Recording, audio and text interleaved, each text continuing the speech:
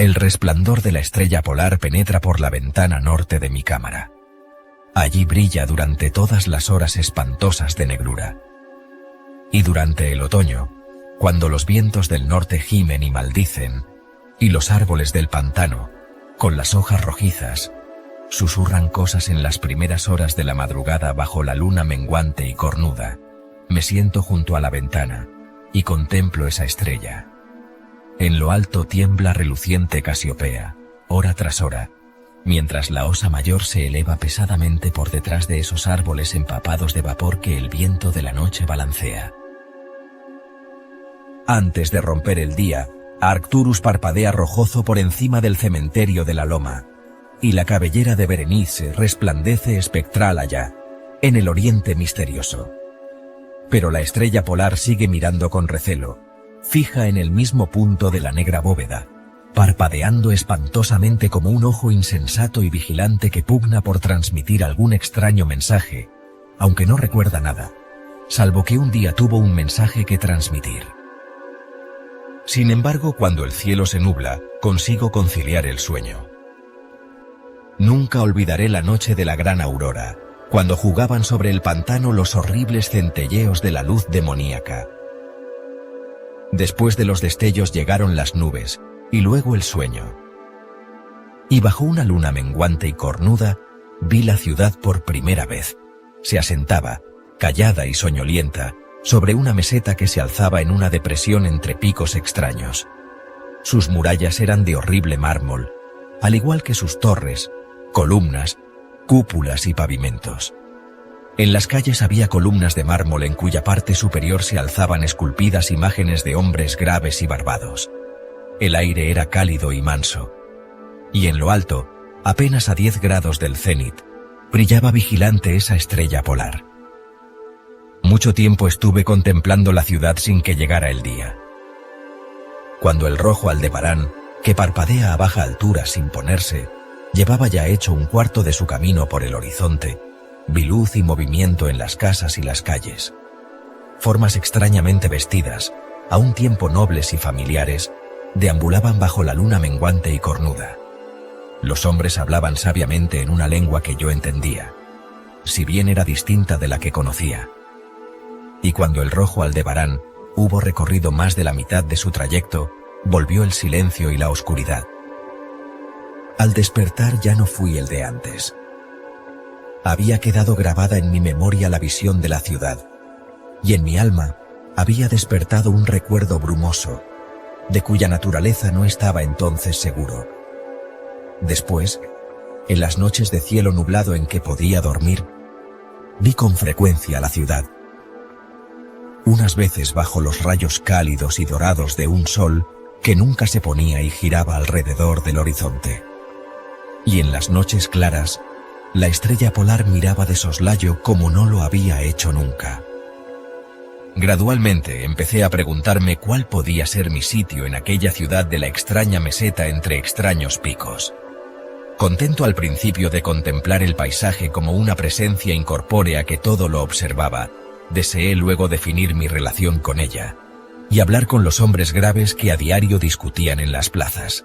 Me dije a mí mismo, esto no es un sueño, pues ¿por qué medio puedo probar que es más real esa otra vida de las casas de piedra y ladrillo, al sur del siniestro pantano y del cementerio de la loma, donde cada noche la estrella polar atisba furtiva por mi ventana?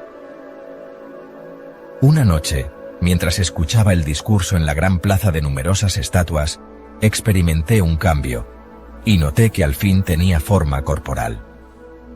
Pero no era un extraño en las calles de Olatou, la ciudad de la meseta de Sarkia, situada entre los picos Noton y Cadifonek. Era mi amigo Alos quien hablaba, y su discurso era grato a mi alma, ya que era el discurso del hombre sincero y del patriota. Esa noche tuve noticia de la caída de Daikos y del avance de los Inutos, demonios achaparrados, amarillos y horribles que 5 años antes habían surgido del desconocido occidente para asolar los confines de nuestro reino y sitiar muchas de nuestras ciudades. Una vez tomadas las plazas fortificadas al pie de las montañas, su camino quedaba ahora expedito hacia la meseta, a menos que cada ciudadano resistiese con la fuerza de 10 hombres. Pues las rechonchas criaturas eran poderosas en las artes de la guerra, y no conocían aquellos escrúpulos de honor que impedían a nuestros hombres altos y de ojos grises, habitantes de Lomar, emprender una conquista despiadada. Mi amigo Alos mandaba todas las fuerzas de la meseta, y en él se cifraba la última esperanza de nuestro país.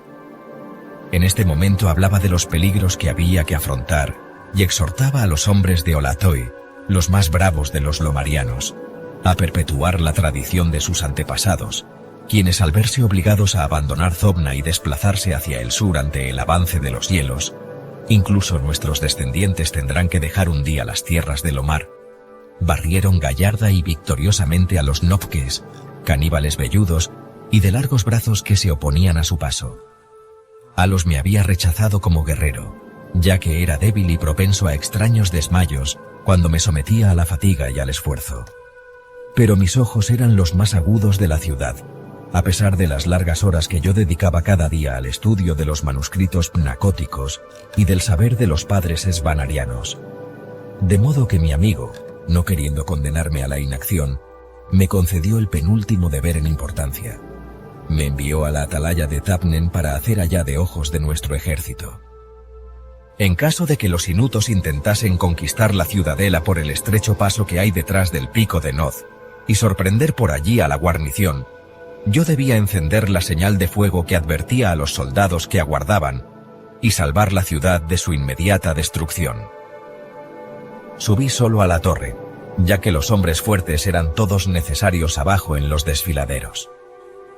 Tenía el cerebro dolorosamente embotado por la excitación y el cansancio, ya que no había dormido desde hacía muchos días.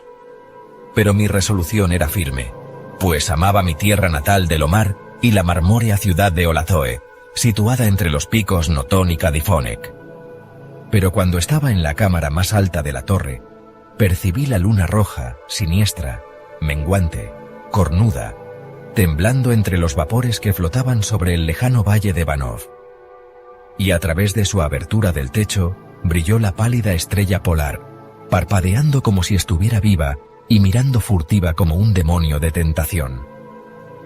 Creo que su espíritu me susurró consejos malvados, sumiéndome en traidora somnolencia con una rítmica y condenable promesa que repetía una y otra vez. Duerme, vigía, hasta que las esferas giren 26.000 años y yo regrese al lugar donde ahora ardo. Después, otros astros surgirán en el eje de los cielos. Astros que sosieguen, astros que bendigan. Solo cuando mi órbita concluya, turbará el pasado tu puerta. En vano traté de vencer mi somnolencia, intentando relacionar estas extrañas palabras con alguno de los saberes celestes que yo había aprendido en los manuscritos pnacóticos. Mi cabeza, pesada y vacilante, se dobló sobre mi pecho. Y cuando volví a mirar, fue en un sueño, y la estrella polar sonreía burlonamente a través de una ventana, por encima de los horribles y agitados árboles de un pantano soñado. Y aún continúo soñando. En mi vergüenza y desesperación, grito a veces frenéticamente, suplicando a las criaturas soñadas de mi alrededor que me despierten. No vaya a ser que los inutos suban furtivamente por detrás del pico de Notón y tomen la ciudadela por sorpresa. Pero estas criaturas son demonios, se ríen de mí y me dicen que no sueño. Se burlan mientras duermo. Entretanto, puede que los enemigos achaparrados y amarillos se estén acercando a nosotros con sigilo. He faltado a mi deber y he traicionado a la marmórea ciudad de Olazoi. He sido desleal a Alos, mi amigo y capitán. Sin embargo, estas sombras de mis sueños se burlan de mí. Dicen que no existe ninguna tierra de Lomar, salvo en mis nocturnos desvaríos. Que en esas regiones donde la estrella polar brilla en lo alto y donde el rojo Aldebarán se arrastra lentamente por el horizonte, no ha habido otra cosa que hielo y nieve durante milenios, ni otros hombres que esas criaturas rechonchas y amarillas, marchitas por el frío, que se llaman esquimales. Y mientras escribo en mi culpable agonía, frenético por salvar a la ciudad cuyo peligro aumenta a cada instante, y lucho en vano por liberarme de esta pesadilla en la que parece que estoy en una casa de piedra y de ladrillos, al sur de un siniestro pantano y un cementerio en lo alto de una loma. La estrella polar, perversa y monstruosa, mora desde la negra bóveda y parpadea horriblemente como un ojo insensato que pugna por transmitir algún mensaje. Aunque no recuerda nada, salvo que un día tuvo un mensaje que transmitir.